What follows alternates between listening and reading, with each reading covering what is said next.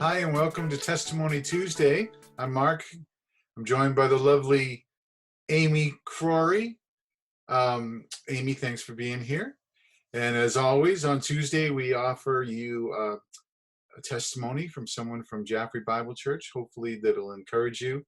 It will motivate you and inspire you and all those fun things. So, Amy, I ask everybody every week, what is your testimony? So, hello everyone. And I've been thinking a lot about how I can share my testimony and bless others. So, years ago, when I was a young girl, I became a Christian. I felt like I became a Christian many, many times. I asked Jesus into my heart many different ways. Many different people asked me, "Have you done this yet?" So I had done it. I felt like I had done it many times, 6, 8, 10, 12, 14, through different church venues and different camps, even at college. But it wasn't until I had moved away from home and I was in the Air Force and I was a nurse and I met a woman named Becky, and she was a Christian who just radiated with Christ's love, and I knew she had something different about her. And so I ended up going to church with her, and Mark, at the time we were a couple, he was invited to a similar retreat. He became a Christian because we became Christians right around the same time, and we could walk together. We could keep each other accountable. That's really when we began to grow together in Christ. And I felt like it wasn't anything huge changing in my life. It was just the next step.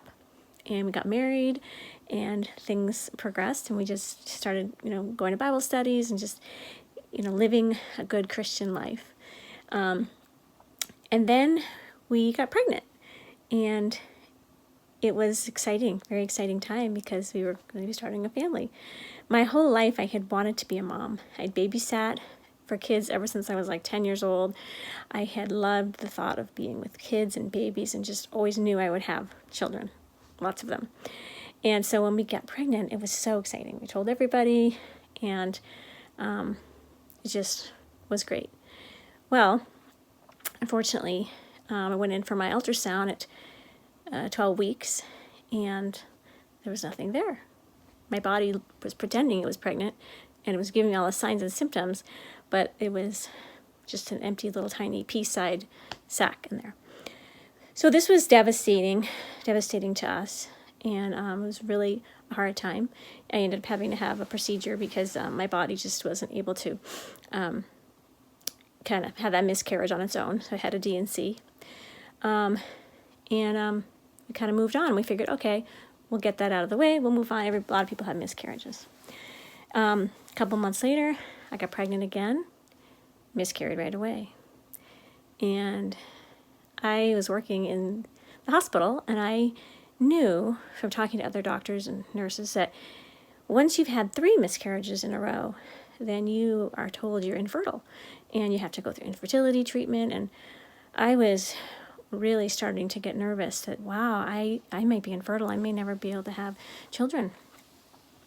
And so it was after that second miscarriage when I really kind of had my life-changing growth period. I really just dove into the Word. I cried out to the Lord, and I just said, God, if I have to give up this dream of being a mom, then so be it. And I gave it to Him. It was really hard, and I remembered the verse, Romans 8:28, that I really just focused on a lot. In all things, God works together for those who are called according to His purposes. So it was at that time, this was in the fall, and I remembered that they were offering classes at our church, and they were having baptismal classes, and I'd never been baptized, so I thought, this is great. I'll take the class. I'll get baptized. I'm really feeling like I really need to do this. And I did try to just do this on my own. And Mark was so funny. He found out about it. He's like, I want to do it too. And I'm like, okay, fine. But I don't want you to do it because I'm doing it. He's like, no, I really want to do this too. So we actually both took the class and we both got baptized on the same day.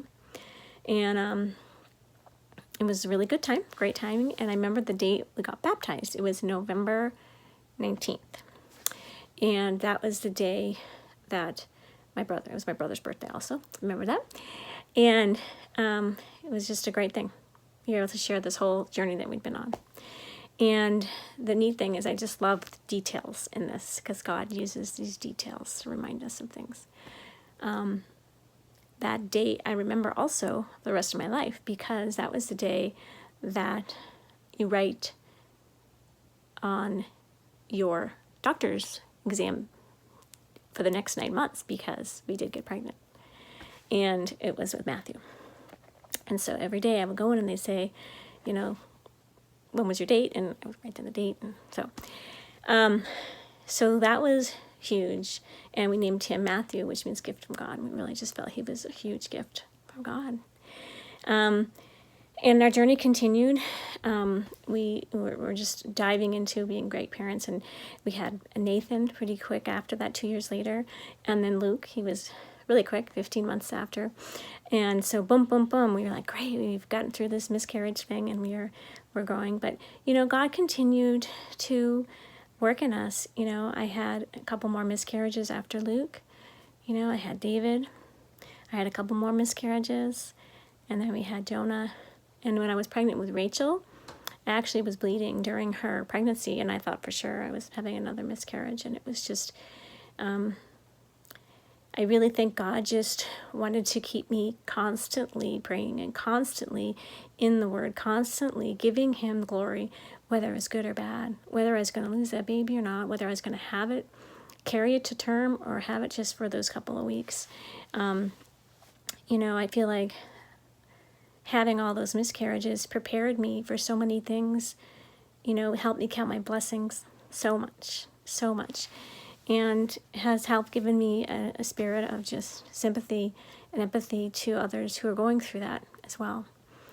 We've been able to raise our kids, and we've had a lot of growing pains that go with raising kids, with unforeseen things that happen, and just as you grow and learn. But God has always been there. He's always been there to give us discernment, wisdom when we ask Him for it. And, Mark and I sometimes will be crying out to Him, like, what do we do? What do we do? What do we do? And we'll just be praying, and boom, this idea comes into our mind, or this person God places in our mind of somebody, and we talk to that person, and He's the perfect person that can help us through the situation that we needed. And it just really showed me that no matter what we're going through, our testimony never ends. We're always able to witness and tell people about the love that God has for us and what He's done in our lives, and why I trust Him with my life, and why I will continue to praise His name and tell people about Jesus, and now how I have no doubts. I see it in details that I can't even I could fill volumes of details about things that He's done for me, just minute details of things.